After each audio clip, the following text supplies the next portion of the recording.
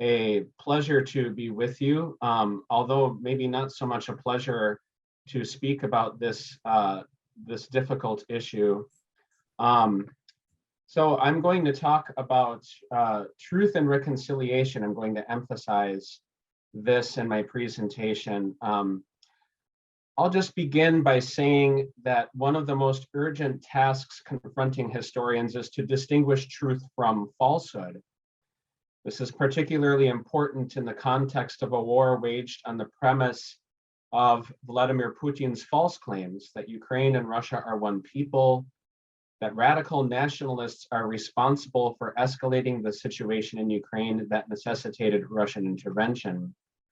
So most of my presentation will examine these claims in an attempt to illuminate true Ukrainian church history. And then in the final part of my presentation, I will connect the task of discovering truth with the possibilities for reconciliation. So I want to begin this section on truth-telling by establishing a framework for my session by testing a set of popular assumptions about religion in Ukraine. The first assumption is that Russia and Ukraine have the same national and political origins. Ukraine has always been a part of Russia, and the church in Ukraine was a part of the Russian church.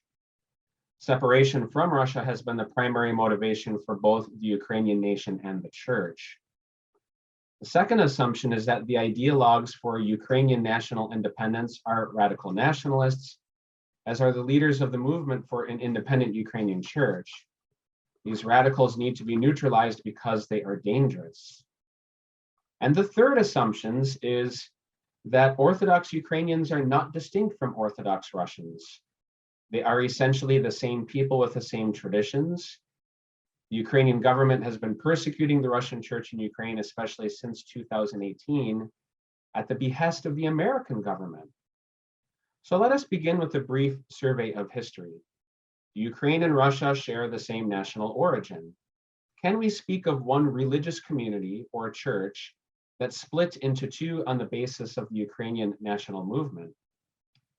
The question of origins has been of great interest to both Russian and Ukrainian historians since the late 19th century. Both Ukraine and Russia claim that the medieval principalities of Kiev and Rus are their national and religious ancestors. These claims are important for two reasons in particular. First, Kiev is the capital of Ukraine. Kiev has been the epicenter of numerous revolutions, wars, and protests. It is a veritable and venerable symbol of modern Ukrainian identity. Second, Russia has asserted that Kiev is the mother of all Russian cities. Russian Orthodox spiritual writers have identified Kiev as a holy place, a site of religious pilgrimage since the 19th century. The architects of the controversial Ruski Mir, or Russian world ideology, have assigned a special role to Kiev as an important cell that will cultivate specific cultural heritage and values of a holy civilization, one that resists the decadence and temptations of the West. Scandinavian tribes, Vikings, settled in Kiev in the 10th century. A pivotal moment occurred in the late 10th century when the ruling prince of the tribe in Kiev, Volodymyr, accepted Greek Orthodox Christianity as the new religion for his tribe. Sometime in late July of the year 988, the people of the tribe in Kiev were baptized into the Greek Orthodox community in the river Dnipro. Volodymyr himself was not baptized in Kiev. He was baptized in Crimea. The baptism of the people in Kiev in the 10th century and Volodymyr's baptism in Crimea formed the core of a holy genealogy. These two events are the foundation of the contemporary myth of a new civilization, the Ruski Mir, anchored in orthodoxy. It is crucial to note, however, that there was neither a Russia nor a Russian church in this formative period. Kiev was one of three cities that was related to its neighbor in Novgorod and northeastern rival, Vladimir, but these three cities did not form a united nation. They were, in fact, frequently engaged in nasty, bloody war for tribal power. Kiev's prestige was anchored in the pivotal event of the baptism of its people in the Orthodox faith. It was the most important of the church centers. In the church system, Kyiv was the capital of the churches of the people of medieval Rus, the seat of the Metropolitan of Kyiv, the highest ranking bishop of a region of peoples who are united by their religious community. Kyiv's prestige as a political entity began to diminish in the 12th century, while the power of its northeastern neighbor, Vladimir, began to increase. In the year 1240, Kyiv fell to Mongolian invaders and was ruined. It was in the late 13th century and early 14th centuries that Moscow superseded the Principality of Vladimir and formed the origins of a Russian state. Moscow became the new church center because the city of Kyiv was unable to sustain its position as the primary religious metropolis of the cities in its region. This process began in 1299, when the church center moved from Kyiv to Vladimir, and eventually to Moscow when it gained supremacy over Vladimir. But a religious anomaly occurred.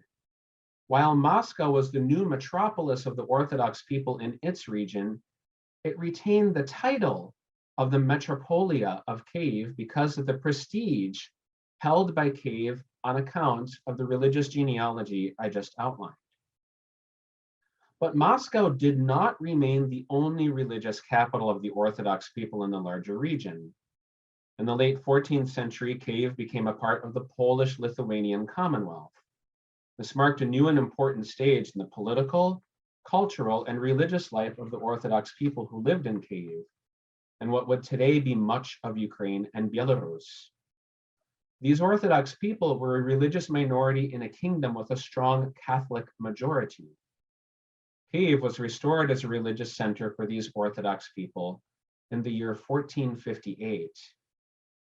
But the restoration of Kyiv as a religious center was neither the establishment of a new city-state, nor the return of the religious center of Moscow to Kyiv.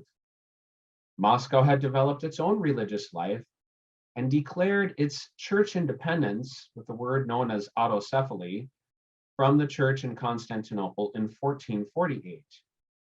This declaration of autocephaly was significant because of an epic political shift. The Byzantine Empire was in serious decline and sought Western military aid to fend off Ottoman aggression.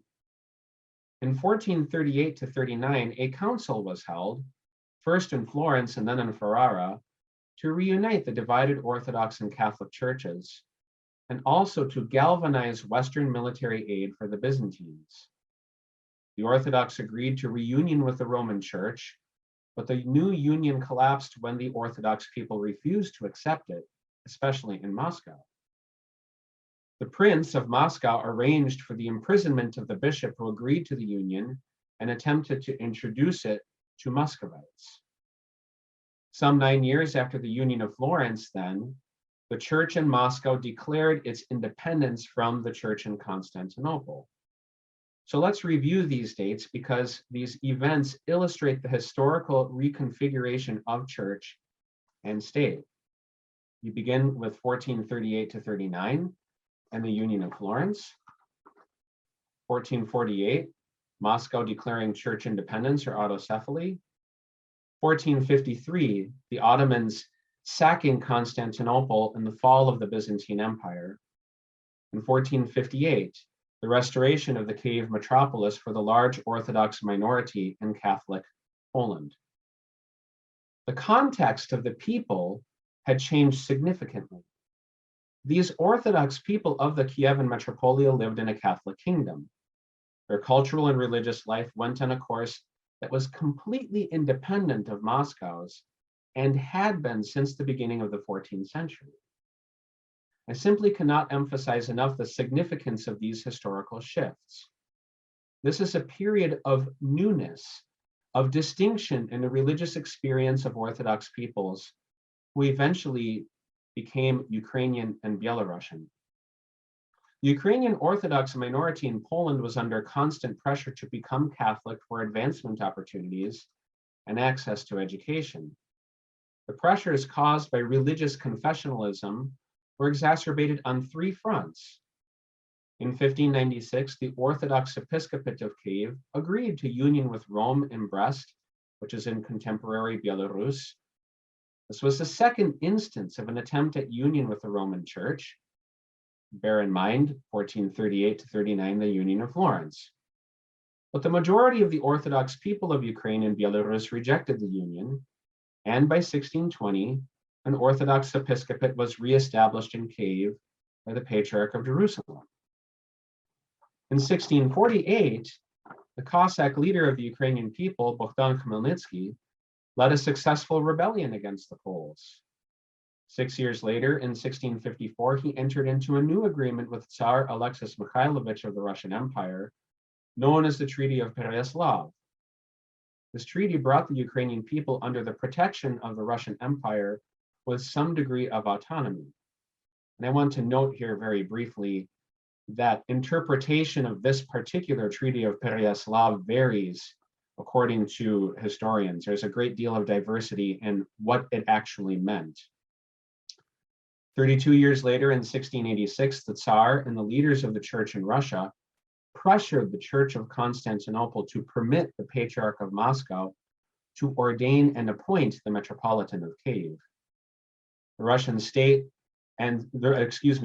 church and state leaders interpreted this event of 1686 as a complete reunion of the Orthodox people of Ukraine and Russia into one state and one church, subordination of the Kievan Church to Russia. In the 18th century, Russian leaders prohibited Ukrainian clergy from celebrating their services with Ukrainian pronunciation of Church Slavonic. They also replaced Ukrainian with Russian in the educational system. The 19th century, Russian neutralization of Ukrainian intellectuals like Shevchenko coincided with a surge in Russian nationalism, especially during the reign of Tsar Nicholas I. The diminishment of an attempt to eradicate Ukrainian identity alienated the Ukrainian people into the beginning of the 20th century. When the Romanov monarchy collapsed in 1917, Ukrainian intellectuals began to pursue new possibilities, including membership in a commonwealth that would include Russia or complete sovereignty as a nation state. Ukrainian church leaders also immediately began the process of determining their own future by convening a council that took place in 3 difficult sessions in 1918. So 1917 to 1918 proved to be a new pivotal turning point in Ukrainian political and religious history and Ukrainian-Russian relations. But before going further, and I realized I provided many details, I want to pause here to assess our first assumption on Ukraine's shared history with Russia in the mission of distinguishing truth from falsehood. And I'm putting the assumption back up on the screen. History shows us that Ukraine and Russia developed somewhat independently of one another. Ukrainian history and culture has strong connections to shared history with Poland and encounters with Catholic people. The events of 1654 and 1686 were not reunions of the Russian and Ukrainian people, but agreements of convenience for security guarantees in 1654 and the appointment of the Metropolitan of Kiev in 1686. Russia used both hard and soft power to Russify the Ukrainian people. The restoration of a Kievan metropolia independent of Moscow in 1458 marked a moment of divergent paths for the churches of Ukraine and Russia. On the one hand, Ukraine had many encounters with Russia, especially from the 17th century onwards. Those encounters, both political and in the church, were neither binding nor permanent. Ukrainian national and religious identity was and remained distinct from Russia's. Assumption number 1, therefore, is not sustainable in an honest examination of history. In other words, the truth is, one cannot say that this assumption is truthful. It is misleading. Now let's turn to a second important question about Ukrainian leaders. The leaders who desired to separate from Russia, have they always been radical? We hear a great deal about neo-Nazis supported by Americans in Ukraine, radicals who threaten Russian and global security, and thus we turn to our second assumption. The accusation that Ukrainians who support democracy and church autocephaly are radicals actually began with the legacy of Ivan Mazepa. Mazepa was the hetman of those same Ukrainian Cossacks who had made a treaty with the Tsar. Mazepa was unhappy with the lack of support from Tsar Peter I in the Ukrainian struggles with Poland, so Mazepa made an alliance with King Charles of Sweden against Russia. When Russia defeated Sweden in 1709, Tsar Peter made an example of Mazepa to any future potential Ukrainian uprising by excommunicating Mazepa from the church through anathematization, the most humiliating and harsh church punishment that exists. Russians referred to rebellious Ukrainians as Mazepanцы, a pejorative term employed to delegitimize Ukrainians who challenged Russian authority, in part because of the curse the church cast upon Mazepa. This was the beginning of the Russian use of hate speech to discriminate against Ukrainians. The fight to establish a stable regime in Ukraine in the revolutionary period was chaotic. The great historian Mikhailo Hrushevsky was one president of a failed regime, followed by hetmans Pavlo Skoropadsky and Simon Petlura of the Directory. By 1920, the Soviets had established control over Ukraine, but the memory of Petlura's very brief leadership remained among Russians. Petlura, a democratic socialist, was a Ukrainianizer, and his disciples came to be known pejoratively as Petlurivtsi. Now, church leaders created their own independent or autocephalous church, led by Vasil Lipkivsky in October 1921.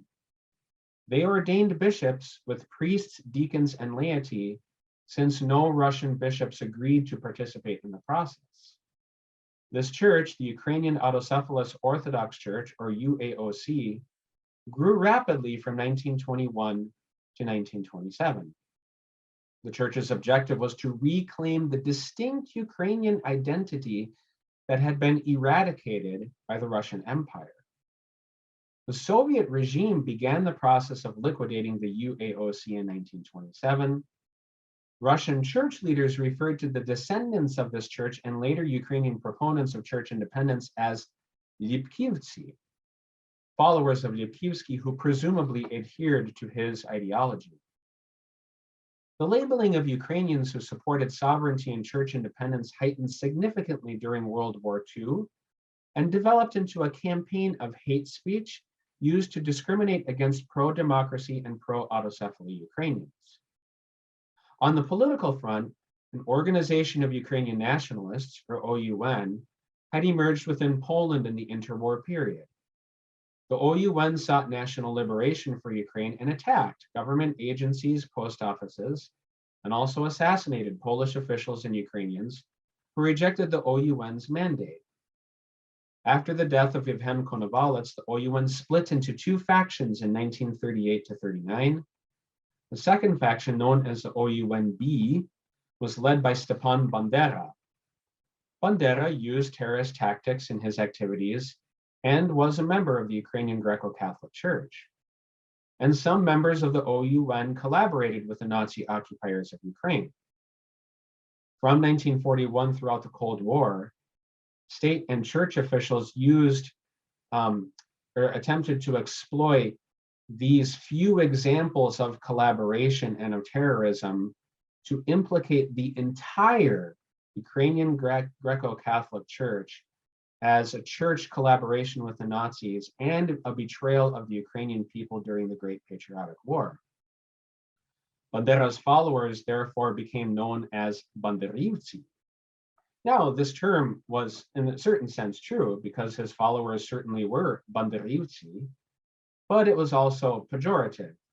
And as many of you know very well, to be called a Banderivets meant that you were a supporter of Ukrainian separation from the USSR, or after the collapse of the Soviet Union, Ukrainian independence from Russia, and according to Russian propaganda, that you were also a Nazi and a fascist. Going back to history, in 1946, just 1 year after the Yalta Agreement that ceded the portions of West Ukraine that had been in Poland from 1918 to 1939 to the Soviet Union, Stalin orchestrated a phony church council that liquidated the Ukrainian Greco-Catholic Church and forced it to join the Russian Orthodox Church. The justification for this act was based on accusations that the Greco-Catholic Church leaders had collaborated with the Nazis and were a Trojan horse for fascism and Nazism. In the post-Soviet period of Ukrainian independence, and especially from 2013 to this present day, Ukrainians who claim that the Maidan Revolution of Dignity was legitimate and who pushed for a European Ukraine have and continue to be labeled as banderivtsi. This is a convenient weapon in the Russian armory of informational warfare, created to use hate speech to discredit Ukrainians. It essentially lumps together a desire for sovereignty, European identity, and church independence with fascism, Nazism, and violence. This leads then to a related question. Are the accusations of the Russian Federation and the Russian Orthodox Church on Ukrainian radicalism and Nazism accurate in any way? Let me respond with an example of how church and politics in Ukraine have come together that illustrates the complexity, the complex texture of the situation. This example concerns the creation of the Orthodox Church of Ukraine in 2018 to 19. Then President Petro Poroshenko was quite involved in the process of attempting to unify the Orthodox churches, and his administration conducted several meetings with the representatives of the Ukrainian churches and the Patriarchate of Constantinople that both oversaw the process and enabled a significant shift in Ukraine's religious landscape by granting legitimacy to the new Orthodox Church. Now, to be frank and honest, Orthodox theologians were quite critical of Poroshenko's involvement in the process. Even the respected scholar, Metropolitan Callisto Swear, suggested that Poroshenko's actions showed that he was trying to create a national church. After the unification of 2 of the 3 Orthodox churches, along with 2 bishops from the largest body, the Russian Orthodox Church in Ukraine, Poroshenko interpreted the creation of the Orthodox Church of Ukraine as a victory for Ukraine, with these comments made outside of St. Sophia Cathedral. And I will quote, "What kind of a church is this? This is a church without Putin. What kind of a church is this? This is a church without Patriarch Kirill. What kind of a church is this? This is a church without prayers for the Russian state and the Russian army, because the Russian state and Russian army kill Ukrainians. But this is a church with God. This is a church with Ukraine," end quote. In the first months of 2019, Poroshenko attempted to use the creation of the Orthodox Church of Ukraine to strengthen his re-election campaign. He created a slogan, "Army, Faith, and Language," and arranged for tours of the Tomos of autocephaly, which is pictured on the slideshow. The ornately decorated document functioning as kind of like a codification or a seal of the independence of the Orthodox Church of Ukraine, written with the finest calligraphy from a monk of Mount Athos in Greece. Now, the Ukrainian parliament also passed 2 new laws at the end of 2018 and the beginning of 2019. One law required religious organizations based in aggressor countries to change their name, meaning that the Ukrainian Orthodox Church of the Moscow Patriarchate would be forced to rename itself the Russian Orthodox Church of Ukraine. The other law changed the legal process for parishes that wanted to change their affiliation. The parish community could convoke a meeting and change the affiliation on the basis of a majority vote. The Russian Orthodox Church of Ukraine launched a media campaign claiming that agents of the Orthodox Church of Ukraine were bringing people who had never attended church into the meetings to influence the vote on parish affiliation. Now, there is no doubt that Poroshenko made the creation of an autocephalous Orthodox Church, this time recognized by sister churches for the first time in modern history, one of his primary political objectives. So the process was deeply politicized, and it occasionally appeared that the state was favoring the Orthodox Church of Ukraine over the other churches, if not trying to create a national Ukrainian church. And I want to emphasize that I've used the word appearance. I'm not stating that as a fact. But the more recent events of the creation of the Orthodox Church of Ukraine, Poroshenko's rhetoric, and the laws that changed the process of changing confessional affiliation did not occur in a vacuum. Poroshenko did not invent the idea of uniting the Orthodox churches and making them independent. Ukraine's first president, Leonid Kravchuk, also pursued this goal, as did Viktor Yushchenko, who came close to achieving it in 2008. I am convinced that Poroshenko succeeded because he finally obtained the complete commitment of the Ecumenical Patriarch of Constantinople, who would give the new church the legitimacy it needed to become a viable organization in Ukraine. The division among the Ukrainian Orthodox churches had caused problems in and outside of Ukraine for almost a century. The Maidan Revolution of Dignity demonstrated Ukrainian support for democracy, and the pace of parish transfers from the Russian Orthodox Church of Ukraine to what was then the Ukrainian Orthodox Church Kyiv Patriarchate picked up considerably beginning in the year 2014. And of course, this coincides with the annexation of Crimea and Russian aggression in Donbass, the beginning of this war that we are witnessing to today. Many, though not all, Ukrainians were showing that they wanted to chart their own future without subordination to Russia. The president, a strong majority of the Ukrainian parliament, and survey results showed strong support for the autocephaly of the Ukrainian church. After 30 years of inertia and the collapse of dialogues among the Orthodox in Ukraine and between Constantinople and Moscow, the Ecumenical Patriarchate of Constantinople recognized the benefit of resolving the problem by creating a united Ukrainian church.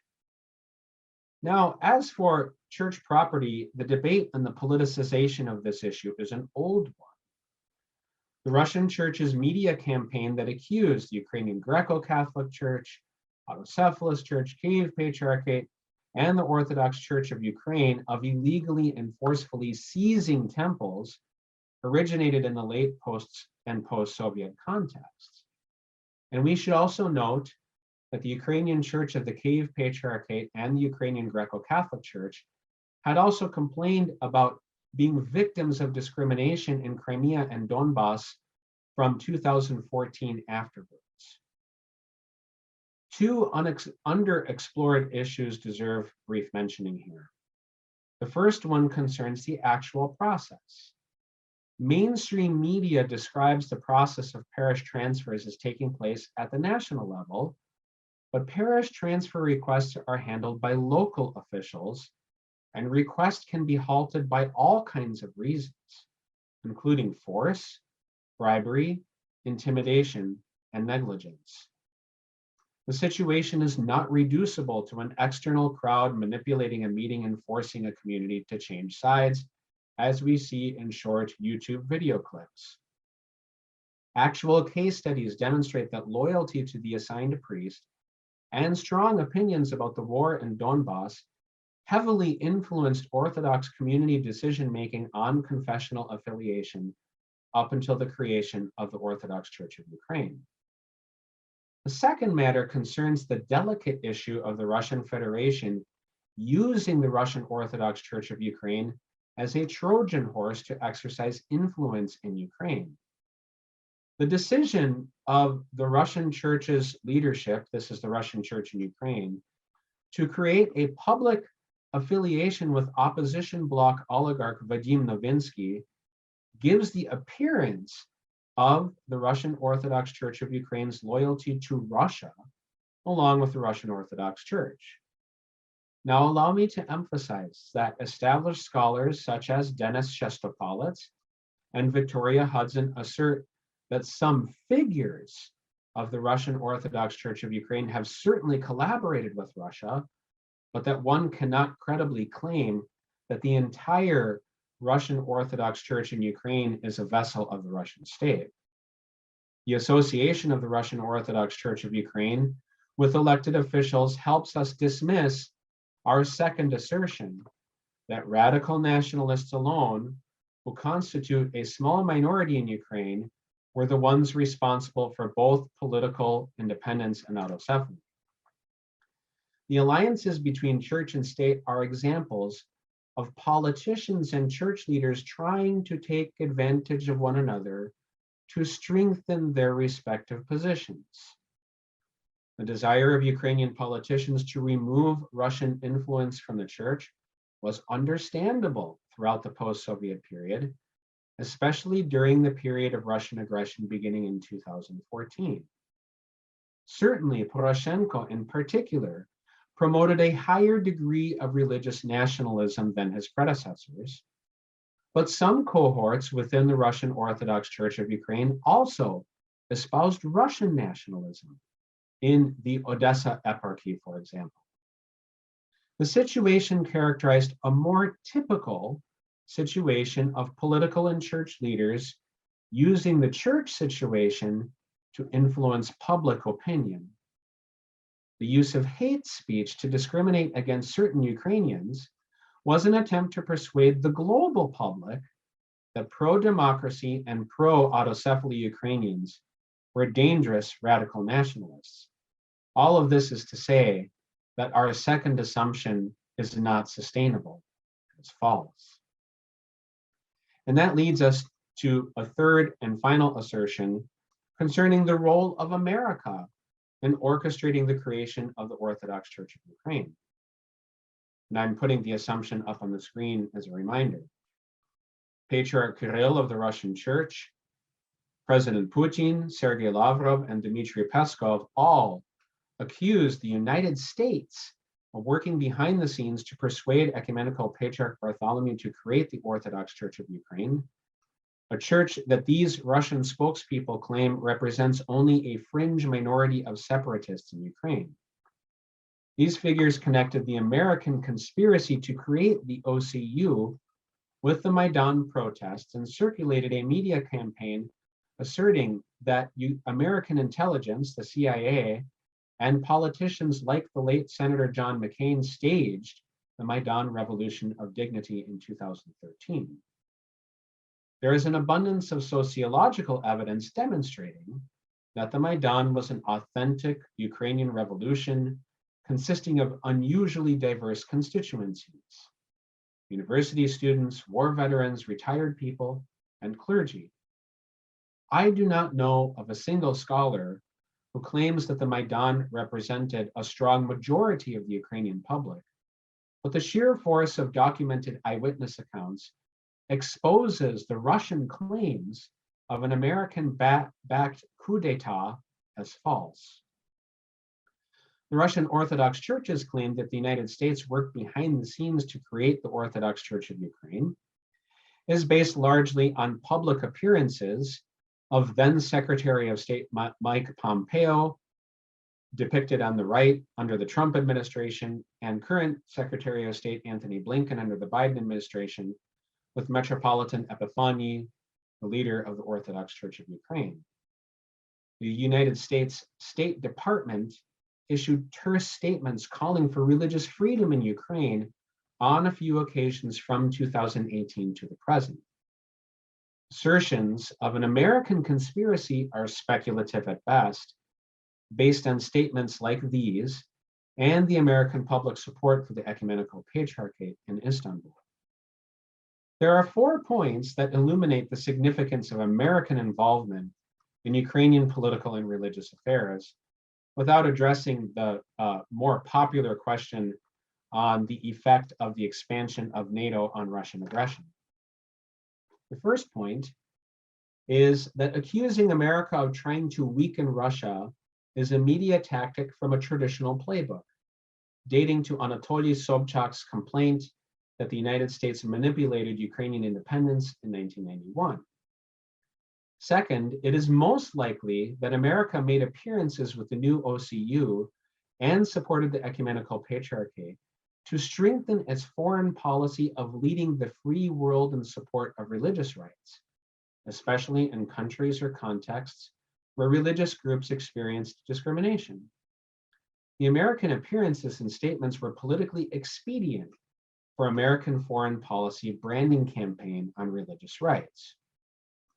Third, supporting the Orthodox Church of Ukraine and the Ecumenical Patriarchate did certainly place pressure on Russian influence in Ukraine and the Russian Church's competition for primacy with the Ecumenical Patriarchate. The American position on the Maidan and the Church was a way of expressing support for democratic processes and the self-determination of religious groups.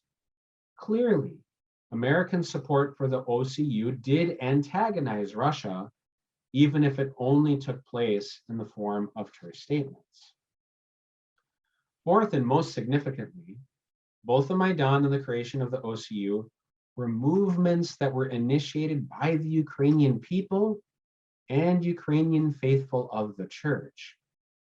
The assertion that Americans orchestrated these processes ignores the long and complex history of the movement for Ukrainian church independence, especially multiple overtures of Ukrainian church leaders to the church in Constantinople to intervene, unite the churches, and grant autocephaly to a new church. The most important takeaway for students concerning this third assertion, which is blatantly false, is one of agency. From the very beginning of this process of establishing a sovereign Ukrainian state and an autocephalous Ukrainian Orthodox Church, Ukrainians have been the most active agents. We should be very suspicious of narratives that deflect attention from Ukrainian agency and instead attribute all activities to Russia's political and church enemies. This view dismisses Ukrainian legitimacy by caricaturing Ukrainians as colonial and imperial subjects, pawns in a geopolitical game between Russia and America. America gets involved in these processes to strengthen its own interests, but the story is about Ukraine, not Russia or the United States. This is the most important part of the truth-telling component of our exercise today. Most of the popular literature, and even some of the academic literature, depicts Russia's attack on Ukraine as a response to NATO and the United States. More important for our purposes is the role of Ukraine. Both Russian and Western media depict Ukraine as a loyal subordinate, simply acting under America's direction. Our examination of the evidence demonstrates truths that are underreported. The source for Europeanization and independence from Russia and the church are the Ukrainians themselves. They have consistently been the primary agents of their own destiny, and the recorded history needs to illustrate this fact. I want to conclude my remarks today with a reflection on the possibilities for reconciliation. Let me begin by saying that the churches tend to be eager to provide a blueprint or a pattern for the way reconciliation should happen. They turn to ritual practices, the kiss of peace exchanged at each Eucharist, the rite of forgiveness that begins Great Lent each and every year, and Jesus' teaching on the requirement of forgiveness, especially in the Gospel of Matthew chapter 6. Church leaders usually mean well. They refer to the ritual practices and their accompanying biblical anchors. And here we might think of the Gospel of Luke and its parable on the prodigal son as a pattern that show us a way to reconciliation. So we struggle to understand why we fail to achieve reconciliation when the church seems to have shown us a clear path. In our approach to reconciliation, we often neglect and omit necessary components. The first component is the one I spent the most time addressing in my remarks up until this point: the absolute necessity of truth-telling.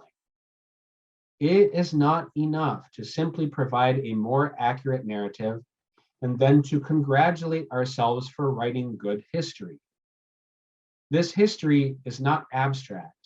It concerns living communities of people who have and will relate to one another for generations to come. What is needed is brutal self-honesty and a dose of true humility. When will Russians and the rest of the world take the time to stop and listen to Ukrainians tell their own story in their own words? And let us note that history is not a mere collection of words. It is constantly in motion. The rest of the world, Russia and America in particular, need to defer to Ukrainian authorship, to allow Ukrainians to tell and teach us about their history as a nation and as churches and religious organizations. Humility, therefore, is a necessary component of reconciliation. Humility permits one dialogue partner to remain silent while the other speaks. And in this case, it is necessary for Russia to learn how to remain silent while Ukraine speaks, because Russia has been both the dominant partner and the aggressor in their relations with Ukraine. Collective humility permits the transformation of the heart, not only of an individual, a spouse, a husband, a wife, or a child, but also the transformation of the heart of a nation. When the heart is transformed and deeply moved, it is capable of any good thing. And in this case, it is capable of repentance, to adopt the kind of change necessary for reconciliation to actually take place. Desire is a sine qua non of this reconciliation. If the people do not want reconciliation, it cannot be pursued, it cannot be achieved. And this brings us to the penultimate point about reconciliation and why it is often misunderstood. We assume that reconciliation returns us to a previous status quo. This is false. Reconciliation requires new terms, new conditions for nations relating to one another.